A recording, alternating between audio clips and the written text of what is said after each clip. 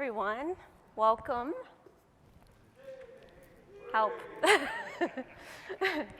This is terrifying. Okay, here we are.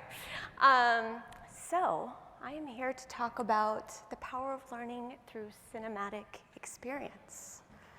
And the first thing I'm going to say is to encourage you to think about one thing. Do you know that you have the power to change the world? Every single person in this room can change the world with simply one idea. And that single idea that's in your head can create a movement that changes the way the world thinks and feels. Much like these guys. These are all singular people, just like us. And they had a vision. The people with vision have the ability to see what other people cannot. And the challenge is to be able to transcend what we are thinking to other people. So how do we translate it to the world in a way that resonates with everybody else? Well, that's the catch. The idea has to get out of your head and out into the world, because if nobody knows about your idea, how is anything going to change? It's hard to change the world by yourself. I am case in point. And not only do you need to get this idea out of your head, but you have to communicate it effectively so you could inspire others. So how can we keep a simple idea alive longer than just explaining it to someone or standing on a stage or in front of a podium over and over and over? I believe the only way to do this is through storytelling and through this thing that we call cinematic engagement. That is me as a cartoon, FYI.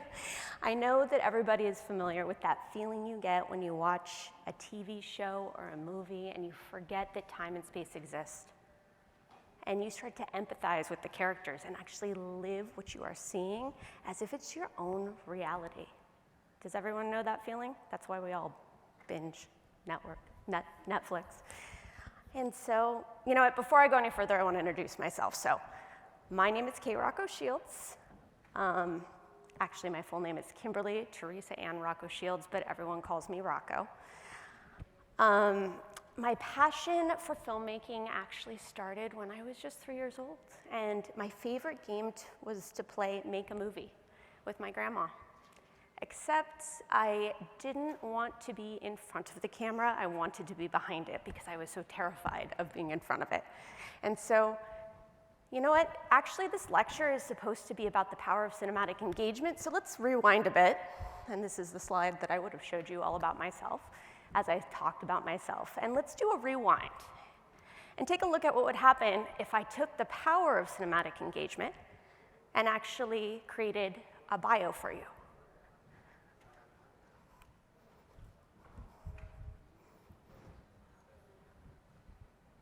Audio.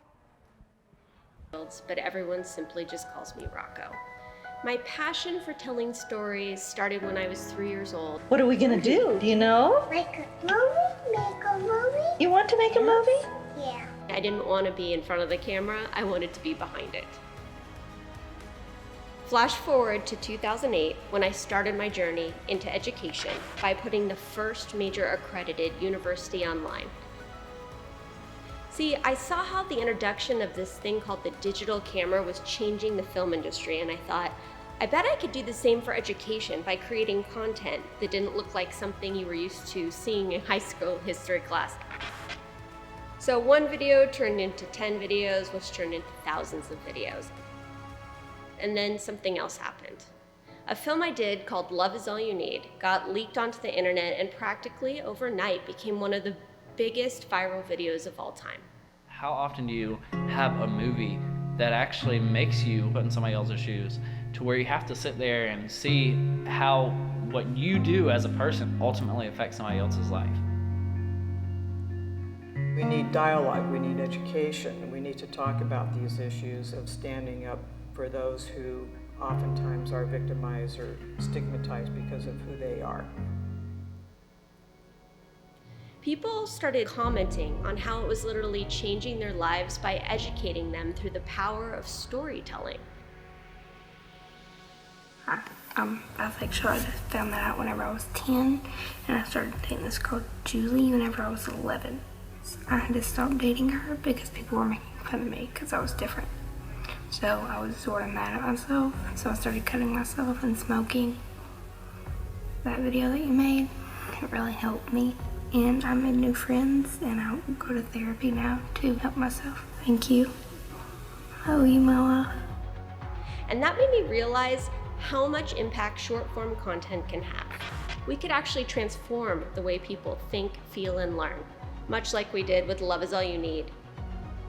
So now, 13 years later, I'm the CEO of Genius Academy, a hybrid content creation and instructional design studio with an on-demand streaming platform. Our content lies at the heart of some of the most prestigious online programs in the world because we specialize in transforming education into experiential learning that engages and educates students. I'm proud to say some people even call it binge-worthy education.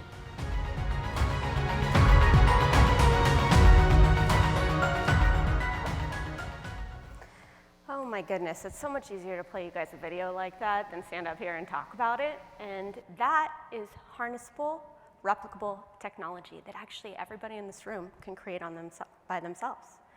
That video was made just by found footage, stock footage, a couple clips from the internet, and of course filming my talking head, which I could do in 6 different takes because of course I was stumbling through the whole thing. And so today I'm going to tell you a little bit about how to do that, how you can just simply do it through your smartphone, which can film at 4K.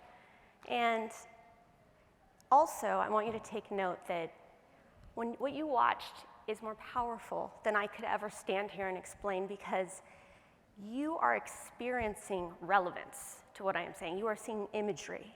And that, in case in point, is the power of cinematic engagement, where you feel like you're actually there with me. So at Genius Academy, we call this narrative pedagogy, teaching through story. And in essence, it is experiential learning because we are driving experience. We all know stories are powerful, right? But did you know that 63% of people, when they learn something, if it's told in the context of a story, they are going to remember it. But only 5%, if you tell them a fact or a statistic, are going to remember it if you just tell them. That's the difference. So why is that? Let's explore that for a second. It's really all about the neural pathways in your brain. Let's just say we are watching a PowerPoint presentation, much like the one on that screen, with boring bullet points, someone talking. Only 2 parts of your brain are activated, Wernicke's and Broca's area, because that's where language is decoded into meaning. Nothing else happens. But when you tell it in the context of a story, both of those receptors are activated, but much, much more happens. So it creates something called cognitive empathy, which is another word for those emotions you feel when you watch that television show and you forget that time and space exist. And it relates specifically to perspective and memory and performance. Compelling storytelling tells our brain and helps our brains fire up all of those different receptors. And it releases cortisol, which helps with awareness. And that cortisol releases dopamine. And then that dopamine releases oxytocin. And then there you've got this crazy cocktail of your brain just spiraling. And all of a sudden you are lost, you are remembering, you are engaging, and feeling emotion. It's so, so powerful. And that is cognitive empathy, which engages the brain, makes you feel, emote with that crazy cocktail that's going on. It's crazy. A simplified experience of this is how many of you have heard a song on the radio and it takes you right back to where you were the first time you heard it? Anyone? It happens to me all the time. That's a simplified version of this, but it's your brain remembering that story based on that trigger and releasing all of those elements again. It's kind of the same as when you watch a TV show, right? Isn't that amazing? Storytelling. And this idea of cognitive empathy in your brain and how it works, it serves to create a more immersive experience, but it also motivates learning and the emotional connection to the topic at hand.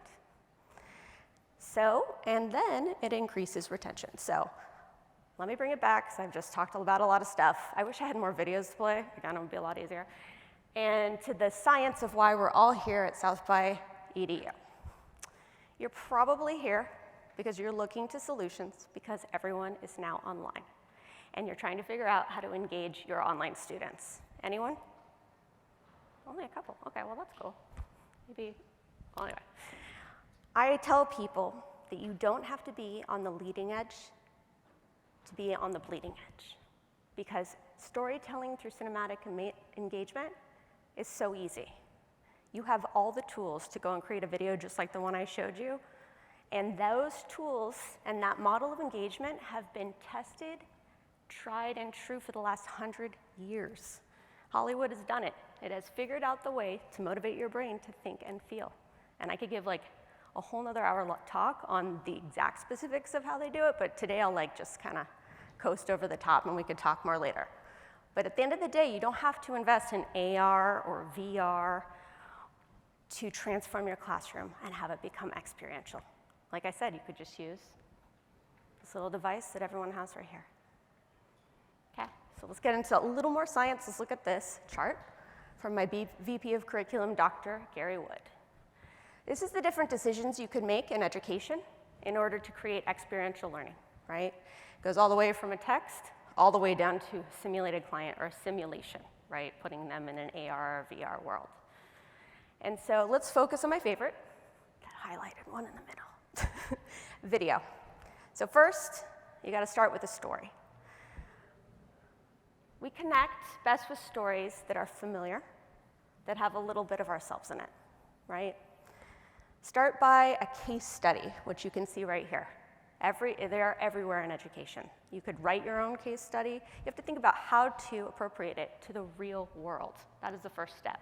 And the more you create characters in your case study, like I said, where your learners can look in the mirror and see just a little bit of themselves, it starts to get them really feeling, because they are not looking at someone else, they are looking at themselves. It's like looking in the mirror, and you're able to bring theory to tangential reality.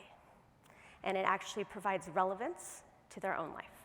And that's where the learning happens. And don't forget, every good story has a beginning, middle, and end. So once you have your story, what happens then?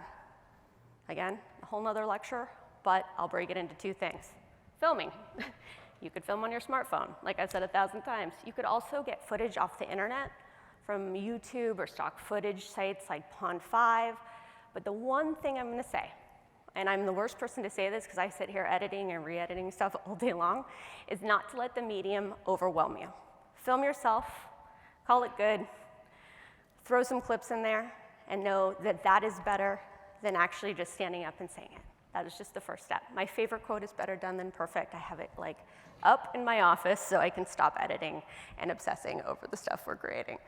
And you want to show rather than tell. So in experiential learning, there are 3 ways to create it. 1, you have to learn about things, right? Then you have to learn to do things. Then we apply theory to practice. So if you're following those 3 things and just citing an example or telling a story, you've got it. You know, as we were watching my video, you were hearing me talk about, and you were seeing the visuals I was talking about, right? All found footage, very easy to put into your video. Hear from other perspectives too. I had other educators talking, and that actually created a different voice than my own. And that actually creates the brain to like have a little hiccup and starts to stimulate more of those chemicals in your brain, right? Because you're not hearing the same voice. The music also helps. Okay, so then it's time to edit. And like I said, over the past century, Hollywood has finessed this into an art. It is crazy when you go really deep into this, and I'm super nerd about it. And it leads the average audience into this idea of cognitive empathy, where when you watch a scary movie, you feel scared because of the way it's edited. Or when you watch a funny movie, you're laughing because of the way it's edited. That editing and the sequencing of the shots that you're seeing is all by design by some of the most amazing filmmakers. And so you want to grasp the viewer's attention. And so in my case, I started with that imagery at 3 years old because that's a hell of a lot more relatable than me standing on this stage right now, right? The other thing is you gotta keep it short. 90 seconds tops. If you're talking about a long topic, let's break it up. Start with the first thing you're talking about, and then let that video in and let the learner process that. Let them take it away, go have a cup of coffee, come back and start the next topic. The shorter your videos are, the more you will be able to tell the salient points that you're trying to make. And don't worry about jump cuts. Actually, if you look at YouTube, there are jump cuts after jump cuts and you're showing different imagery. The next generation of learner, I can't wait to see the editing that actually goes out into the world that is normal from TV. I think it'll be a lot more rapid. And I have a lot more to share on that, but like I said, another presentation. Okay.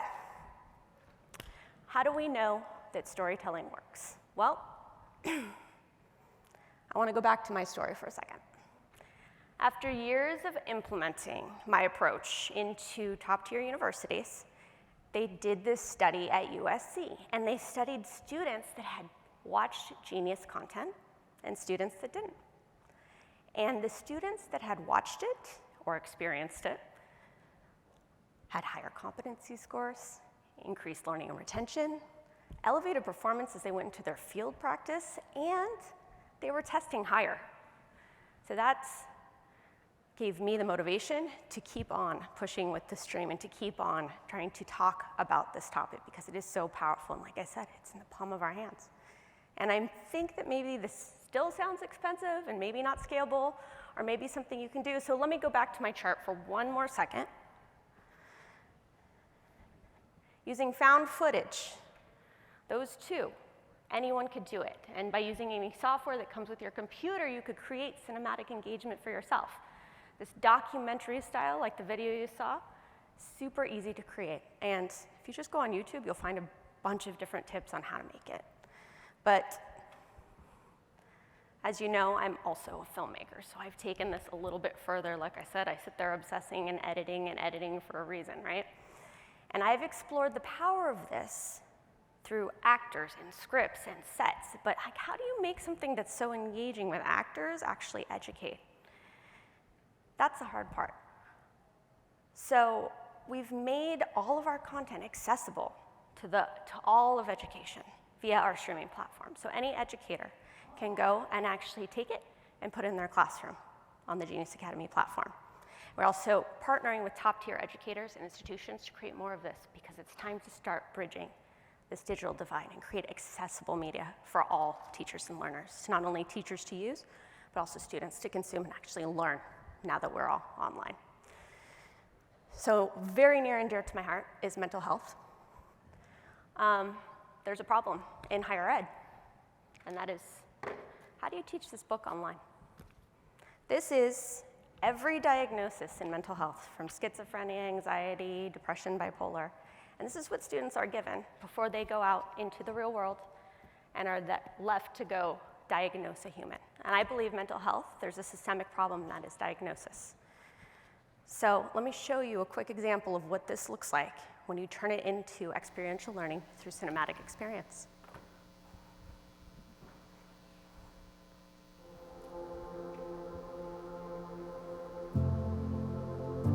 Mental health.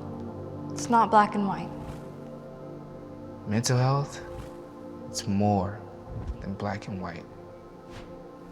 I am not a diagnosis, I am a human being. My name is April, and I'm a human being. It's just not easy. He doesn't understand a lot of what we try to explain to him, and you gotta be patient. I'm not an entry in a textbook. I'm a human being. I'm more than I am on paper. Life is more than it is on paper. I'm not a diagnosis. My name is Lucy. My name is Randall. I'm Aaliyah. And I have dependent personality disorder. And I have a gambling disorder. And I have dissociative identity disorder. I'm not my disorder. I'm not my disorder. I'm a human being. My disorder. My life is not an open book. I'm not a diagnosis. I'm not my disorder. I'm a human being. I'm a human being. Shades of gray are not enough. My story is in color.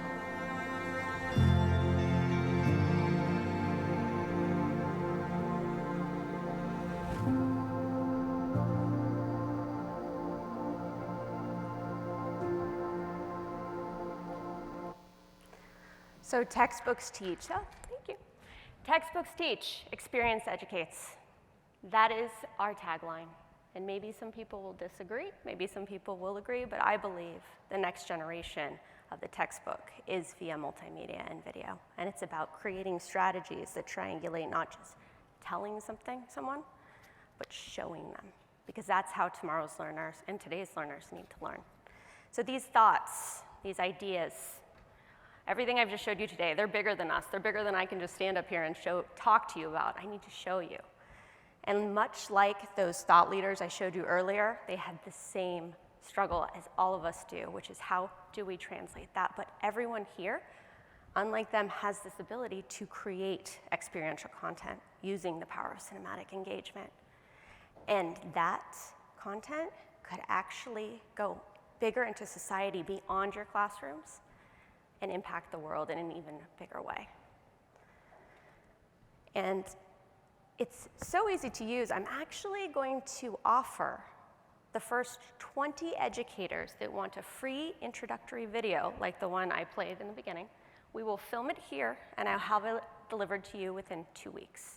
And we will walk you through how to do it, and we will actually give it to you to use on your website or your intro to your lecture hall or to whatever institution you have. So sign up at the back of the room, and we would love to have you and feature you. So I believe that educators deserve more resources. I think we should all be teaching beyond the status quo, and there are possibilities that exist to enhance learning for our students. So my question for you is, what stories will you tell? These stories may simply change the world. Thank you.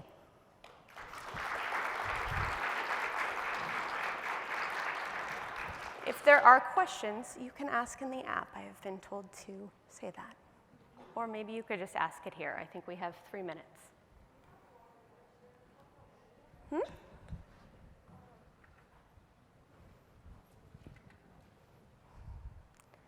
What is a memorable example of how your methods have positively impacted others?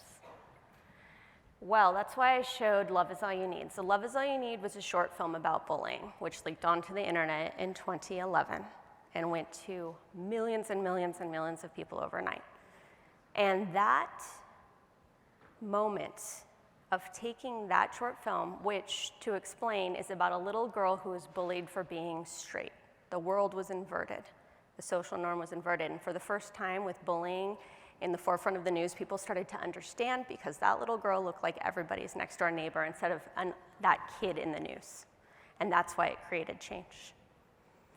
And so Jess, you heard the testimonial from the little girl in the video. That was one of the most powerful pieces of testimony that I got. And it really fueled our mission into education. And just to hear, I have actors that get more recognized from their appearances at in USC curriculum than they do in commercials, because those students are watching the case studies and the content we make over and over and over and over to such an extent, because they are studying every little move, that it gets like our actors really, really love to be in our content. Any other questions? Well, if you do have questions or you want to learn more about this amazing power of media, this is how you find me. Please contact me. We'll be doing some more seminars. We'll get more granular into that, but really, really, really do sign up at the back of the room because I want to make a video for you and just show you how powerful this is. Thank you.